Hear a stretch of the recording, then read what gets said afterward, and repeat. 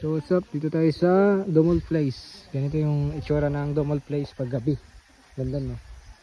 Yan yung ilog. Sarap maligo mamaya dyan. Sarap maligo mamaya. May ilaw pa yun. Diba? Dami. Tapos may mga kasama tayo. Pumunta tayo dito kasi nga birthday ng kapatid ko no? Ayun o. Ito yung mga kasama ko. Yan. Ito yung motor namin. Ayun ang kasama ko. Yung top doon. Ayun si mama. Anong pangalan niya? Si mama, ito si Sandy. Yan. Ano pala sila, nagpaparade sila ng ano nila ng tent. Ng Baywalk. Oh, Tent. kala ko ng Baywalk. Anong pangalan nila ng ano yun na? Si Boy Chanak.